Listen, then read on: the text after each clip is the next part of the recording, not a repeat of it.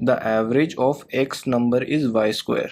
ठीक है, अब क्वेश्चंस में हमें जो जो पढ़ते जाएंगे, जो जो इन्फॉर्मेशन हमें एक्सट्रैक्ट कर रहे हैं हम क्वेश्चन से, हम वो लिखते जाएंगे पेपर पे। ठीक है, तो average of X number is Y square. ठीक है, तो एक्स का एवरेज, एक्स नंबर्स का एवरेज हो गया वाई स्क्वायर।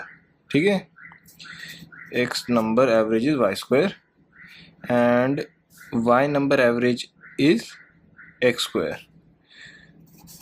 तो वाई नंबर का एवरेज हो गया एक्स स्क्वायर। तो ये पूछ रहा है एक्स प्लस वाई का एवरेज क्या होगा। तो हमें एवरेजेस का फॉर्मूला पता है, average equals to sum of observation upon number of observation. ठीक है, तो फिर अब हम क्या देखेंगे कि एक्स नंबर का एवरेज वाई स्क्वायर दे रखा है, तो एवरेज क्या दे रखा है, वाई स्क्वायर। तो एवरेज तो Y square sum of X number जो अभी हमें नहीं पता, और कितने नंबर हैं, X number, the average of X number, तो कितने नंबर हैं, एक्स है नंबर है। ठीक है, और ऐसे ही इसके अंदर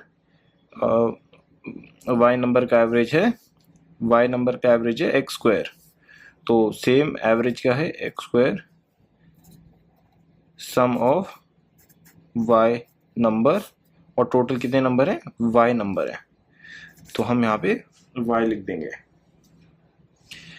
और हमसे क्या पूछा है कि x प्लस वाई नंबर्स का एवरेज क्या होगा। ठीक है, तो अब हम यहाँ पे x प्लस वाई नंबर्स का एवरेज निकालेंगे। तो x प्लस वाई का एवरेज निकालेंगे तो फिर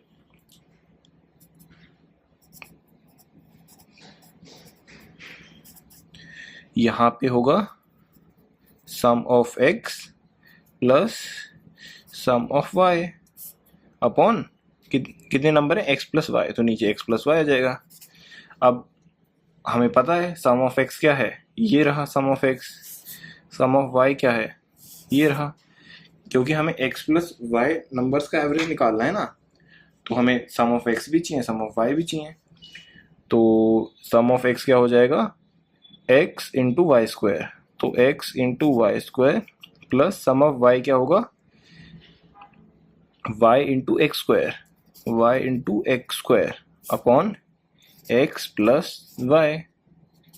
ठीक है, अब इसके अंदर से हम देखते हैं x और y कॉमन हो जाएगा, तो हम x और y कॉमन ले लेंगे, तो फिर यहाँ बच जाएगा y प्लस x और नीचे x प्लस y, तो ये से कट जाएगा, मतलब average of x plus y number is X Y. तो हम बेसिकली इस क्वेश्चन में कुछ नहीं था, हम अपने फॉर्मूले पे स्टिक रहे कि एवरेजेस का क्या फॉर्मूला होता है, हमने डायरेक्ट उसमें पुट किया और इससे हमें सम ऑफ एक्स नंबर्स मिल गया, यहाँ पे हम सम ऑफ वाई नंबर्स मिल गया, जो कि हमें यहाँ पे हेल्प करा और हमने इसके अंदर पुट कर दिया और हमें average of x plus y आ गया। स्टेप बाय स्टेप चलना है, सारे क्वेश्चन बहुत आसान होते हैं। नेक्स्ट क्वेश्चन, इस क्वेश्चन में क्या है, average marks of 40 students in an examination वो 68। 40 बच्चों के एक एग्जाम के अंदर 68 एवरेज मार्क्स आ रहे हैं। ठीक है, later it was discovered 2 marks 48 and 64 were misread as 84 and 46। What is the correct average. समझिए क्वेश्चन क्या कह रहा है, ये क्वेश्चन कह रहा है कि एक क्लास में 40 बच्चे थे और उनके एवरेज स्कोर 68 था।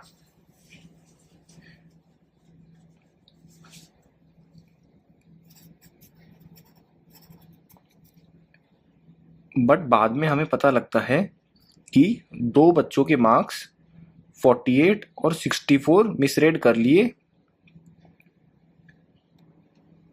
Letter it was discovered 2 marks 48 64 misread. ठीक है, तो बाद में हमें पता लगा कि 2 बच्चे जिनके मार्क्स 48 और 64 थे उनको मिसरेड करके हमने 84 और 46 मान लिया। तो ये पूछ रहा है what is the correct average.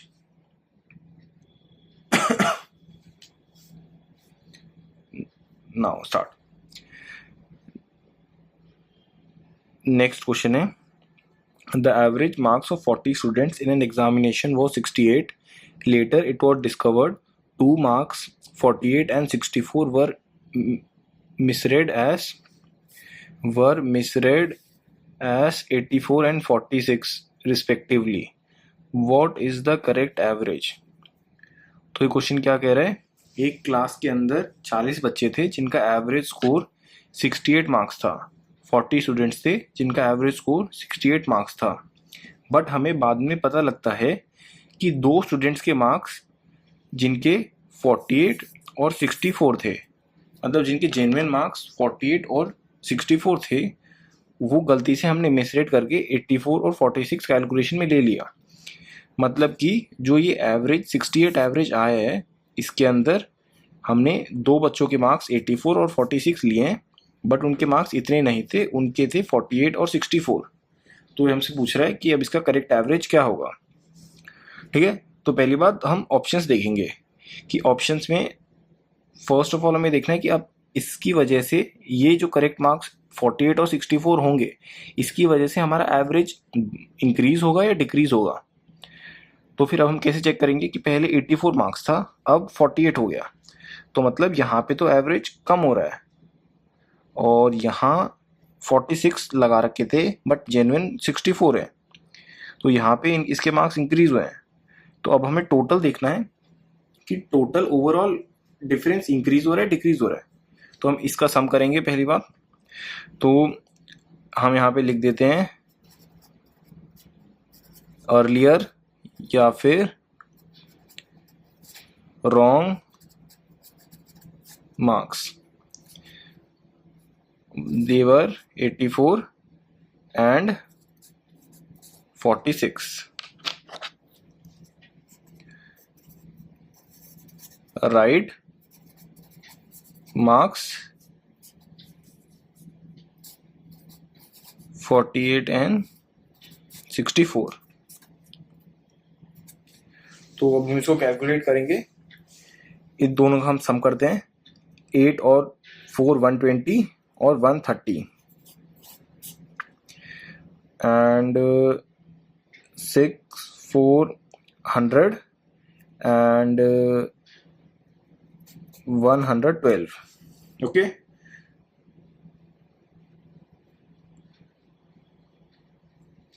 एक 112 8 130। ओके, सो हम यहाँ क्लियरली देख सकते हैं कि जो राइट मार्क्स थे वो कम थे और जो रॉन्ग मार्क्स थे वो ज़्यादा थे। तो मतलब कि अब हमारा एवरेज थोड़ा सा डिक्रीज होगा, क्योंकि जो हमारा जो सम आ रहा है वो पहले हमारा सम ज़्यादा था। तो इसके बीच में डिफरेंस कितने का है, 18 मार्क्स का डिफरेंस है। समझे, अब यहाँ पे समझने वाली चीज़ है जो डिफरेंस है वो 18 मार्क्स का डिफरेंस है, 18 मार्क्स डिफरेंस, 18 मार्क्स का डिफरेंस है। तो वो 18 मार्क्स का डिफरेंस हमारे एवरेजेस में क्या चेंज करेगा, मतलब 18 मार्क्स अब कम आएंगे, तो मतलब वो 18 मार्क्स अब एवरेज, तो क्या होता है कि हर बच्चे के अंदर इक्वली डिवाइड कर दें, उतने मार्क्स होते हैं ना एवरेजेस। तो अब 18 मार्क्स कम आ रहे, तो मतलब ये एज्यूम करो कि 18 डिवाइडेड बाय 40 ये हमारा एक पोर्शन होगा जो हर बच्चे के मार्क्स में से कम होगा। जैसे कि मैं इसे एक एग्जांपल समझाता हूं। एक क्लास है जिसमें 5 स्टूडेंट्स हैं, ठीक है, और उसका एवरेज वेट है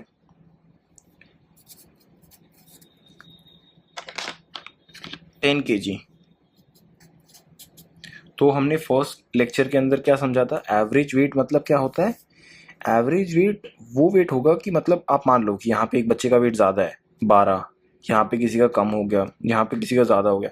तो एवरेज वेट एक वो वेट है कि अगर हम पूरे उसको जनरलाइज कर दें कि पूरी क्लास का एवरेज क्या होगा, पूरे का सम डिवाइडेड बाई इक्वली अगर उस वेट को हम डिवाइड करें तो क्या वेट होगा कि क्लास के सम के इक्वल आए।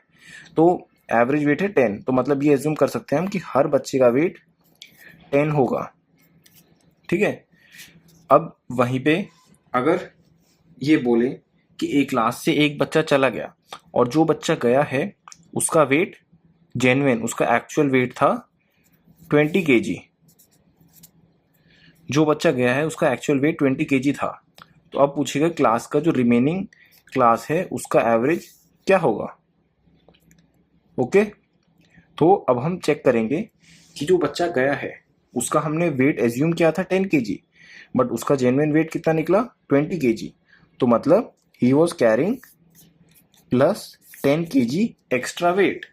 तो मतलब वो 10 kg जो वेट एक्स्ट्रा कैरी कर रहा था उसकी वजह से अब हमारी पूरी क्लास का एवरेज अब डिक्रीज हो जाएगा।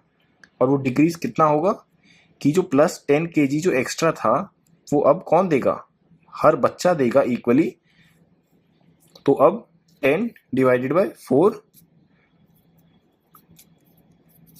तो अब जो 10 kg इसके पास एक्स्ट्रा था तो हर बच्चा 2.5 2.5 2.5 2.5 देगा इसको। मीन्स जो अब 10 kg एक्स्ट्रा है divide by 4 students that is 2.5।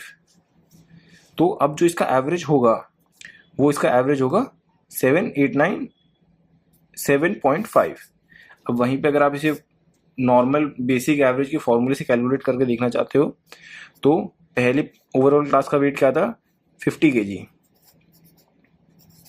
10 into 5 students 50 kg earlier weight. ठीक है, old weight. Now one student has gone, so remaining weight 50 kg और जो बच्चा गया उसका वेट 20 kg था। तो अब वेट कितना है 30 kg। तो अब एवरेज निकालेंगे 30 डिवाइड बाय 4, 15 2 दैट इज 7.5। तो एवरेजेस के फॉर्मूले से भी आ गया, बट आप डायरेक्ट अगर अंडरस्टैंडिंग करो और सब सोचो कि जो बच्चा गया है उसका वेट 20 kg था, बट हमने एवरेजेस में पहले सबको 10-10 असाइन कर रखा था। तो मतलब जो वो 10 kg एक्स्ट्रा लेके गया है तो अब उसको कंपनसेट करने के लिए हर बच्चा अपनी तरफ से 2.5 देगा। तो अगर हर बच्चा अपनी तरफ से 2.5 देगा तो फिर अब एवरेज क्या हो जाएगा, सबका वेट कितना हो जाएगा 7.5, और वही हमारे क्लास का एवरेज होगा। ठीक है, तो मैं यही इस क्वेश्चन में समझाने की कोशिश कर रहा हूँ कि जो पहले हमारी क्लास थी वहाँ पे जो अर्लियर जो मार्क्स बन रहे थे इन दो बच्चों के जिनके चेंज हुए मार्क्स उनके 130 थे, बट राइट मार्क्स 112 हैं। तो कितने मार्क्स का डिक्रीज आया, 18 मार्क्स का डिक्रीज आया। अब वो 18 मार्क्स का डिक्रीज जो आया है वो हमारी एवरेज पे अफेक्ट करेगा। तो एवरेज पे जो अफेक्ट करेगा वो क्या करेगा कि 18 मार्क्स का डिक्रीज विल कौन कंपनसेट करेंगे उस 18 मार्क्स को, जो ओवरऑल 40 स्टूडेंट्स हैं, क्योंकि यहाँ पे स्टूडेंट्स तो कम नहीं हुए, बस मार्क्स चेंज हुए हैं, 2 स्टूडेंट्स के मार्क्स चेंज हुए हैं। तो अब 18 डिवाइडेड बाय 40 तो क्या होगा 9 2 एंड 4.5 और यहाँ पे नीचे 10 है तो ये हो जाएगा 0.45। और मतलब अब मार्क्स कम हुए हैं ना तो एवरेज कम होगा। तो अब जो न्यू एवरेज होगा वो क्या होगा, अर्लियर एवरेज कितना था 68 माइनस 0.45 तो इट वुड बी 67.55। तो जब बच्चों के मार्क्स करेक्ट हो गए उसके बाद जो क्लास का न्यू एवरेज है वो होगा 67.55। अब इसी क्वेश्चन को अगर हम फॉर्मूले से करें, बेसिक एवरेज का फॉर्मूला लगा के, ये वाला अंडरस्टैंडिंग है, ये अभी आपको समझने में टाइम लग रहा है, जब आप क्वेश्चन करोगे तो मतलब 10 to 15 सेकंड लगेंगे। आप क्वेश्चन का सम देखो और यहाँ देखो कितना डिफरेंस आ रहा है, जो डिफरेंस आ रहा है वो कैसे उसका एवरेज हम कैसे कंपनसेट करेंगे। 40 स्टूडेंट्स ही तो एवरेज उसको देंगे, तो 18 का डिफरेंस आया तो हर बच्चा बोला कि हम में से आप 0.4545 ले लो, और जब ले लेंगे सबसे 0.45 तो अब क्लास का न्यू एवरेज क्या होगा 67.55। अब इसी क्वेश्चन को एक बार हम क्विकली फॉर्मूले से कर लेते हैं। तो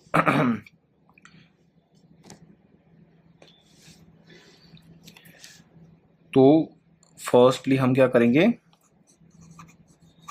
टोटल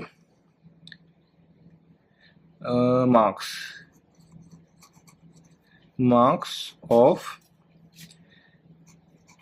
द क्लास, कि क्लास के टोटल मार्क्स कितने हैं। तो वो स्टार्टिंग में 40 स्टूडेंट्स हैं और एवरेज है 68। 40 इंटू 68। तो अब इसको हम इजीली कैसे कैलकुलेट करेंगे, तो हम पहले यहाँ पे एज्यूम करते हैं 6 होगा, तो 6 4 ज़ा 24 एंड तो 6 4 ज़ा 24 होगा, 2400 हो जाएगा। प्लस मैं तरीका बता रहा हूँ कि आप मल्टीप्लाई फास्ट कैसे कर सकते हो, तो उसके बाद हम देखेंगे, ठीक है। और फिर यहाँ पे बच जाएगा 8, तो 40 इंटू 8, तो 8 4 ज़ा 32, तो यहाँ आ जाएगा 320, तो इट वुड बी 4720, ठीक है। तो ये हमारे क्लास का आ गया टोटल मार्क्स कितने हैं, वेट नहीं मार्क्स सॉरी, तो 2780 हमारे हो गए टोटल मार्क्स, जिसके अंदर ये हमारे मार्क्स इंक्लूडेड थे। पर अब हमें क्या करना है, फॉल्स मार्क्स को हटाना है और करेक्ट मार्क्स को लगाना है। तो मिसरेड क्या हुआ था, तो इसके अंदर हम क्या करेंगे, -84 -46, क्योंकि ये रॉन्ग मार्क्स थे। और इसके बाद हमने करेक्ट मार्क्स क्या लगाएंगे, +48 +64, ये हमारे करेक्ट मार्क्स होंगे। तो अब हम इसको कैलकुलेट करते हैं, तो इसको हम कैलकुलेट करेंगे। तो हमने यहाँ पे चेक करा है 84 46 130 होता है, ये 130 आ जाएगा। इन दोनों का सम 112 है, तो इन दोनों का सम 112 हो जाएगा, ठीक है। तो ये 130 और इसमें से माइनस, तो 18, तो 2780 माइनस 18, तो it will be 2702। So what will we do? 2702 divided by number of student is 40. So calculate 2702 divided by 40. So it will be equals to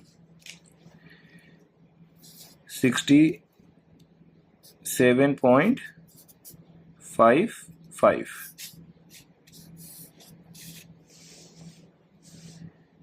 तो हमने दोनों तरीकों से कर लिया ये क्वेश्चन। अब बढ़ते हैं नेक्स्ट क्वेश्चन पर।